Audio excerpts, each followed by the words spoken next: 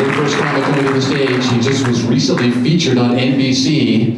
He is a local comic here. He is also touring. He's going to be doing a whole southern state tour just coming up shortly. But also, most importantly, look for him next season on America's Got Talent. Very funny man, master of voices. Put your hands together for Mr. Brian Apprille.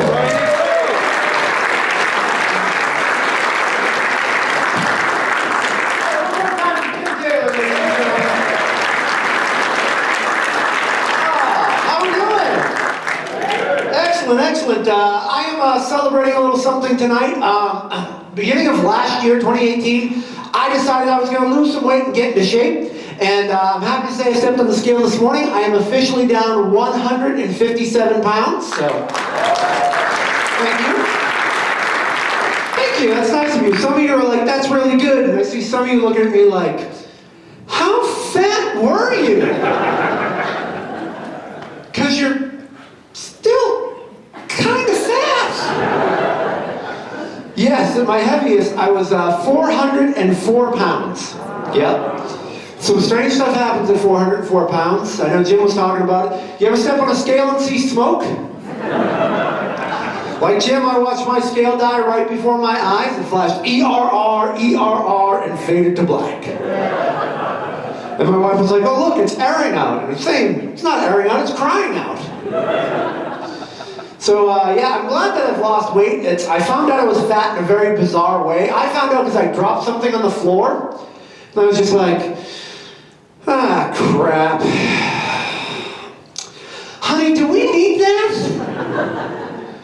Well, I guess I'm going to have to get another driver's license. Third time this week. All right. And I'm glad that I've lost weight. I'm honest about my weight. I think it's important to be honest about my weight because I had a friend of mine who was roughly my size when I started, claims to be a vegetarian. Like, stop lying, you know? There are no 400-pound vegetarians. Because I was like, hey man, want to go get some burgers? He goes, oh no man, I'm a vegetarian. And I was just like, really? Is it your first day? He's like, no man, I've been having vegetables for months now. I'm like, are you dipping them in chocolate? Because I don't think you're doing this right, you know? So, yeah, I found out too, my doctor kind of lit into me. He was like, Brian, man, we gotta do something about your weight. And I don't know why my doctor sounds like Hulk Hogan, but he does. Just came in, ripped his jacket off. And what you gonna do, brother, when high cholesterol runs off on you?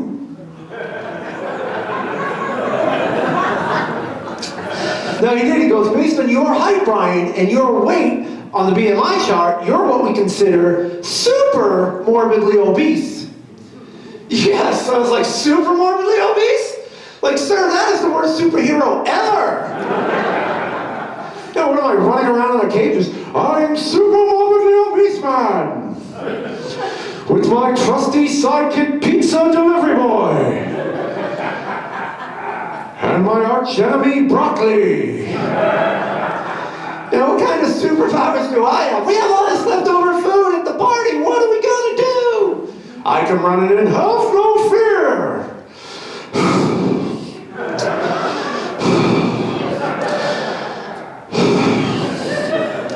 Are you gonna finish those? Okay. No, it's kind of fun. And people say, you know, they go, Brian, how did you get up to 404 pounds? Shouldn't you like stop at some point?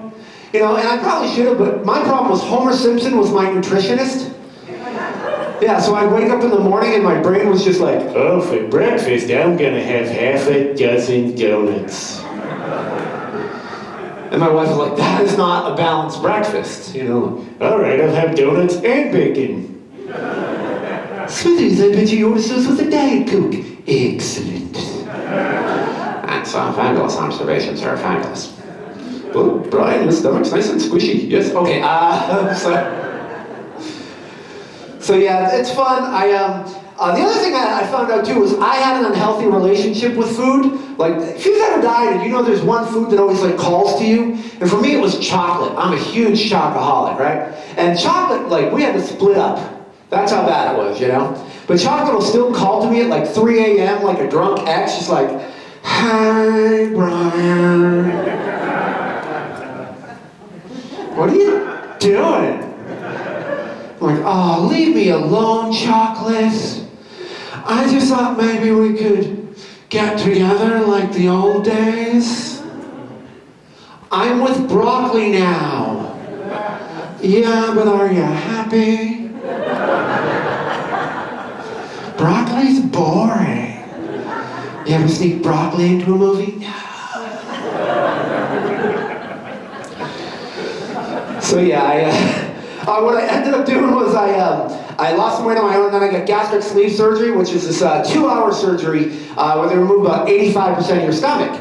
And I would tell my friends this before my surgery, and they asked me some of the dumbest questions. They're like, are you going to be asleep for the whole surgery? Oh, gosh, I hope so.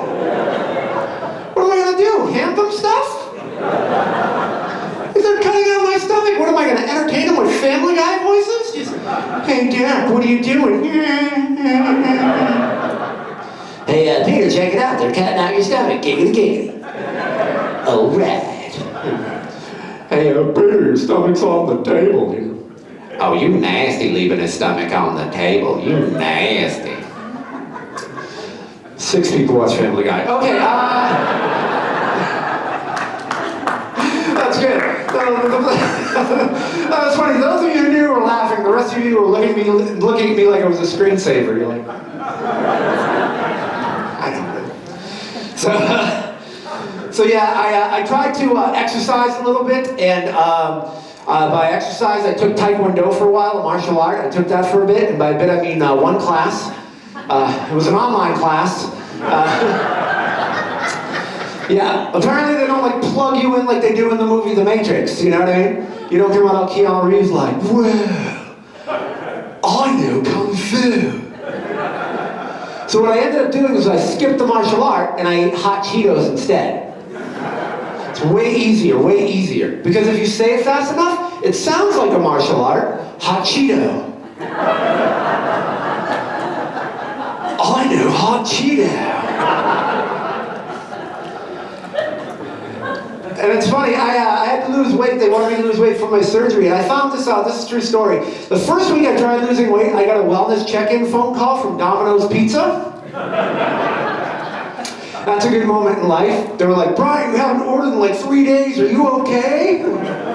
Come on, Domino's. So it was kind of fun. And I tried all sorts of things, like I tried like Slim Fast, and that didn't work for me. And their whole program is like, oh, to lose weight on the Slim Fast program, all you need to do is have a delicious shake for breakfast, one for lunch, and a sensible dinner. And that's fine for like a couple days, but 3-4 days in, like a sensible dinner is 3 pizzas and an apple pie, you know? I am starving, you know? I tried Weight Watchers, that didn't work for me. Their whole thing is they convert calories to points. So they're like, count your points, count your food, count your points. Oh, count them. Well, trust me, I was counting. I was like the Count from Sesame Street. One bag of Hershey's Kisses.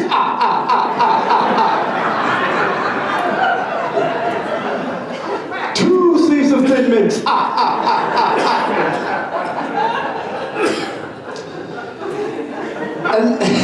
And I always got this too. This is the worst. If you've ever tried to lose weight, someone says this, it's the most obnoxious thing. They're like, oh, you want to lose weight, Brian? Have salad.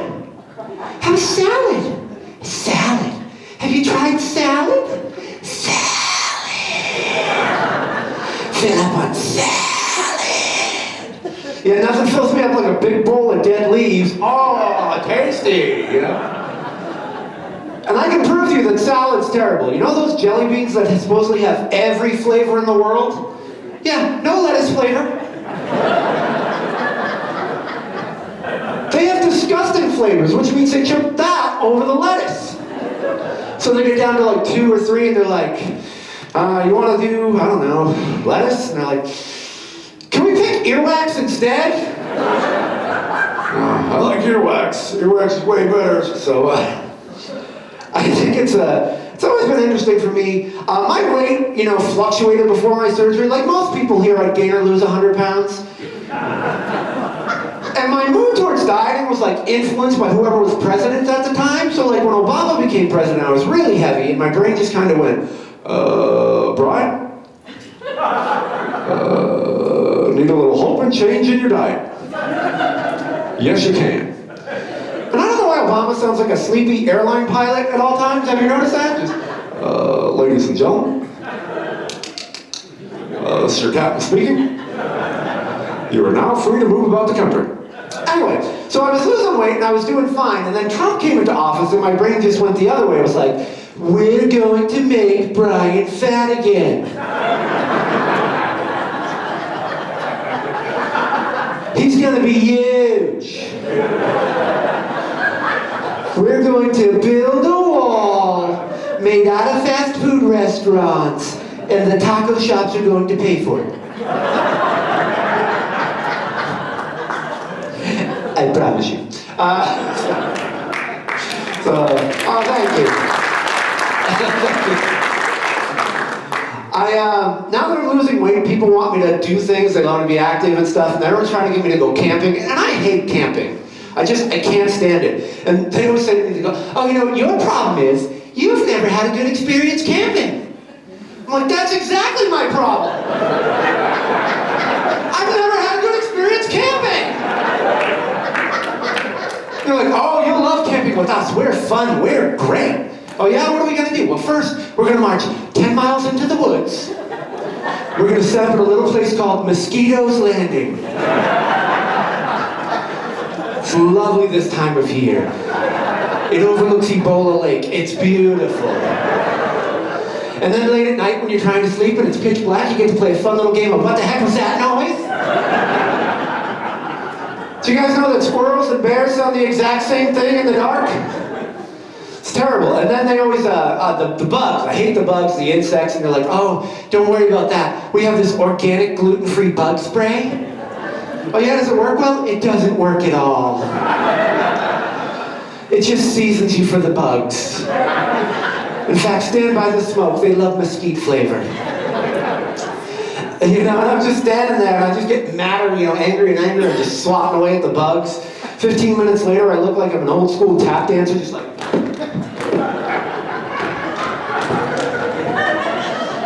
just getting angrier and angrier, It's awful. Like a half hour later, I have mud on my face and I look like I'm doing one of those Samoan war dances, like, come on, ooh. Brian, are you okay?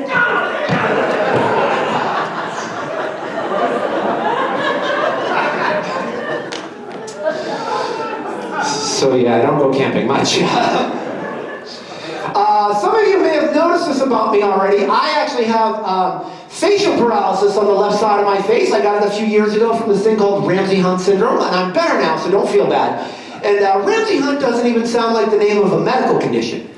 No, Ramsay-Hunt sounds like it should be the name of like a country singer, doesn't it? Like, and here's Ramsay Hunt singing the smash hit song, I Can't Feel My Face When I'm With You. So I ended up getting, I got hearing loss, I got vision loss, I got vertigo. I didn't stop there, I got like the collector's edition, because that's just how I roll, right? So my face slid down and my eye didn't blink for over 9 months. Now, when your eye doesn't blink for 9 months, you see some weird stuff. Yes, you like sneeze with one eye open and unicorns appear. You're like, oh, cool, But on the positive, I was doing awesome at staring contests, just like, come on. I'll take you all on, And at my total worst, I had hearing loss in my left ear, so if I turned my head this way, I could hear fine. If I turned my head this way, I heard nothing. And people go, how do you deal with that? It was awesome. My wife would be complaining to me, and I'd just go.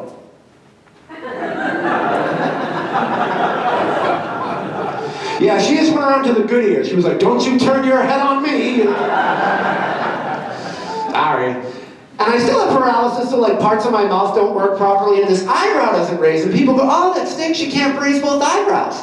But I can never be surprised anymore. Yeah, I can only be inquisitive. Really? Interesting. And my wife was like super cool about it. Like she took me out to dinner to keep me socially engaged. It just backfired because I felt like this big old creepy troll, So we go to dinner, I'm a comedian, I acted up a little bit. I'm like, excuse me, sir. We would like a table for two in a small dark corner, preferably under the table. Thank you. You know, you feel like people are staring at you, like, excuse me, sir. Do you have a napkin I can drape over the left side of my face so I don't frighten the children? Thank you. You know, you're ordering dinner, you're like, excuse me, sir. The little lady will have the lobster ravioli, and I'll have a small goat.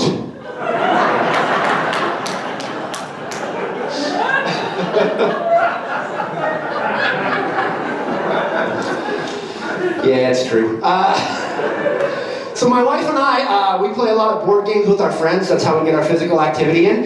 And we never play like the new games. We always play all the old school games that always end up in a fight, like Monopoly. Has anyone ever finished a game of Monopoly and been like, that was really fun? Like, no. It's always like, they are not welcome in this house ever again. Those are our children. Doesn't count, I don't care. They're 7, I don't care. So we played Pictionary at New Year's. We played Pictionary, and I hate Pictionary. You familiar with that, the drawing game? So I hate it because every time I play, I get teamed up with like the person that can't draw. Like they get a cool like ice cream cone and they mess that up somehow. They draw this like squiggly thing on the board and just point at it for 60 seconds.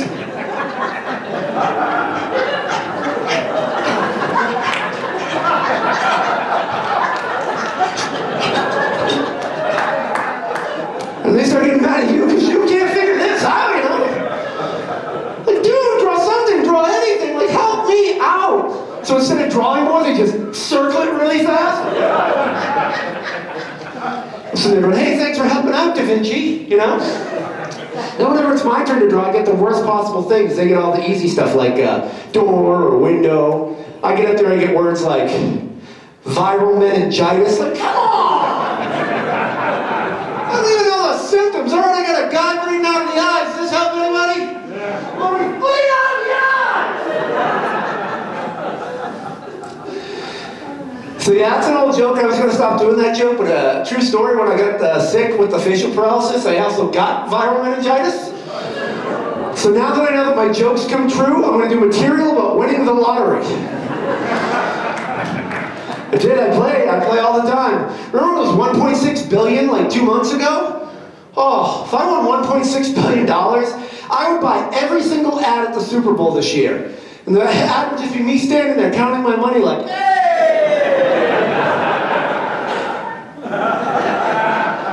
While the names of like exes and people who didn't like me went scrolling by. Just, we're not gonna get it.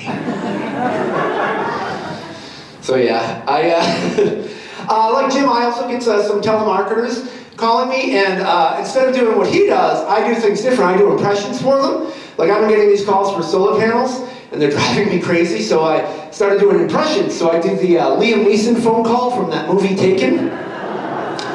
Just like, I don't know who you are. I don't know what you want. If you want me to purchase something, I can assure you I don't have any money. But what I do have are a very particular set of skills. Skills I've developed from hanging up on people like you. If you don't stop calling me, I will look for you, I will find you, and I will kill you. Just try it, it's fun, that's all. Breaks up their day, breaks up your day, it's good, you know? Like I'll be in a grocery store, I'll see a husband and wife in line, and he's like, honey, I forgot the milk, I'll be right back. I go into Morgan Freeman right there. And that was the last time I saw Andy. Some birds aren't meant to be caged. It's fun. The new one I do is Alan Rickman, who was Professor Snape from Harry Potter. He was Hans Gruber in Die Hard. And I'll teach you how to do his voice. In the 90s, there was a movie called Austin Powers, and there was a character named Dr. Evil. And if you take Dr. Evil and his sharks with lasers, absolutely, sir, and you turn that voice down, and you turn that voice down, and you turn that voice down, you are left with Alan Rickman. Oh, thank you. I know what you're doing in your chamber of dirty secrets. No, it's fun. And I love that. He was so amazing. He could do anything. Like, he could be getting attacked in a movie and he would still sound cool. He would be like, someone please help me. I'm being mauled by a tiger. How unfortunate. My wife complains the movies we watch aren't very realistic, and one of her favorite movies is It's a Wonderful Life with Jimmy Stewart. It's a very famous movie. And there's this really famous scene where he's like, what do you want from me, Mary? You want me to lasso the moon and pull it down for you, Mary, and give it to you? Because I'll do it, Mary. And I wanted to make that realistic for her. So I was like, what do you want from me, Mary? You want me to lasso the moon and pull it down for you? Causing global flooding everywhere? Is that what you want, Mary? You want me to kill 6.3 billion people? Because I'll do it, Mary. I ain't right. So I sit on the couch a lot. I talk about my wife. My wife and I actually get along pretty well. I don't have a lot of material about her. The only times we used to fight a lot was before GPS and we would drive somewhere, because the whole time would just be my wife telling me I didn't know where I was going. And now, thankfully, because of GPS, I have two women telling me I don't know where I'm going. And they have all different types of packages you can get for voices and things like that. I think they should have, like, for single guys and single women, they should have training voices for when you're in a relationship or married. Like, they should have, like, an exasperated wife audio package, just, you miss a turn, it just goes,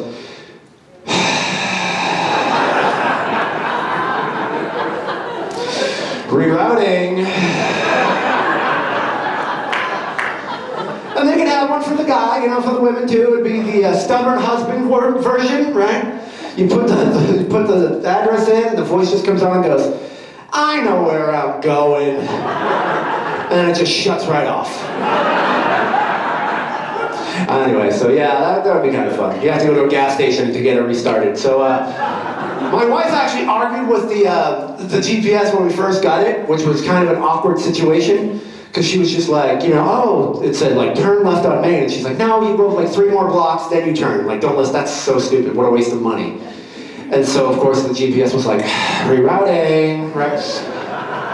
And she's like, don't listen to that, listen to me, I'm your wife, that thing is stupid, don't listen. She starts arguing with the GPS. And so, like, what do you do as a husband, You're like, here we have this thing that's 100% accurate every single time. And then we have this GPS system. I'm gonna get out of here. You guys have been a lot of fun. Thanks for joining me.